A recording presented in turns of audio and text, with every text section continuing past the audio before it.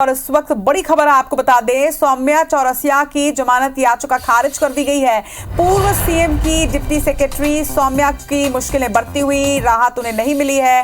जमानत याचिका लगाई थी, मनी लॉन्ड्रिंग केस में जमानत याचिका उन्होंने लगाई थी, जिसे खारिज कर दिया गया है। सुप्रीम कोर्ट ने जमानत याचिका को खारिज किया है। सुप्रीम कोर्ट ने 1 लाख रुपए का जुर्माना भी लगाया है। गलत तथ्य रखने पर यह जुर्माना, ये पेनाल्टी लगाई गई है और करीब 1 साल से आपको बता दें कि जेल में बंद है मनी लॉन्ड्रिंग केस में सौम्या चौरसिया।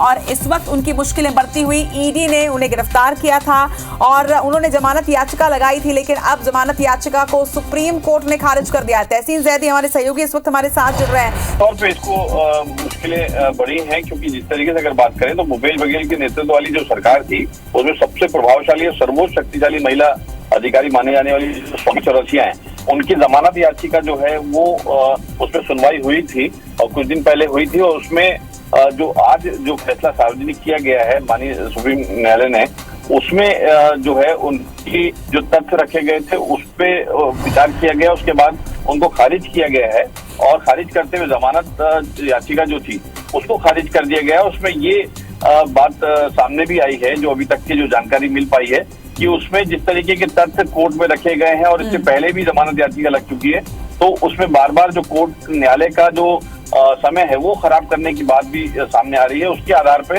ये 1 लाख रुपए का जो जुर्माना है वो सौम्या चौरसिया पे किया गया है।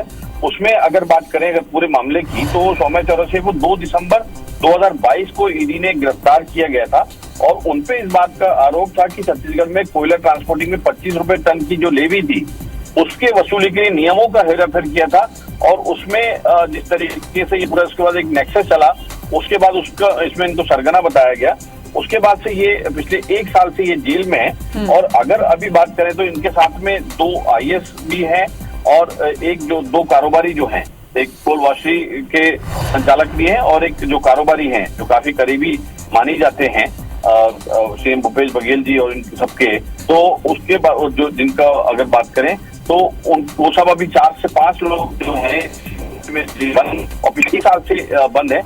लेकिन ये कुल मिला के कह सकते हैं कि अभी जो जमानत याचिका खारिज हुई है उसके बाद से जो सौम्या चौरसिया की मुश्किलें यहाँ पे काफी बढ़ती नजर आ रही है। इसमें एक बात और जानकारी आई है, उसमें ये तथ्य सामने आया था कोर्ट में, जो उनके बचाव पक्ष के द्वारा कहा गया था कि उनके जो महिला हैं और वो 1 साल से बंद है, उनके छोटे छोटे बच्चे हैं, इस बात का तथ्य उसमें दिया गया था, तो इसलिए उसमें जमानत दी जाए।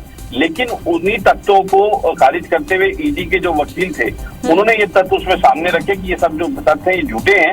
तो उसके आधार की जब जांच हुई और कुछ दिन फैसला सुरक्षित रखा गया, उसके बाद आज जो फैसला आया उसमें ये तथ्य सामने आया है कि जो जमानत के लिए आधार तथ्य लगाए गए थे वो गलत है, उसको मानते हुए और न्यायालय का समय खराब करते हुए के आधार पर एक। लेकिन तहसीन मुश्किल बढ़ चुकी है सौम्या चौरसिया की, ये तो साफ हो चुकी है जब सुप्रीम कोर्ट ने जमानत याचिका को खारिज कर दिया। लेकिन ये मुश्किलें क्या आगे भी कम हो पाएंगी या आगे भी उनकी मुश्किलें इसी तरह से जारी रहेगी? नियम क्या कहता है? अब अगर जमानत याचिका खारिज कर दी गई है तो अब आगे क्या होगा?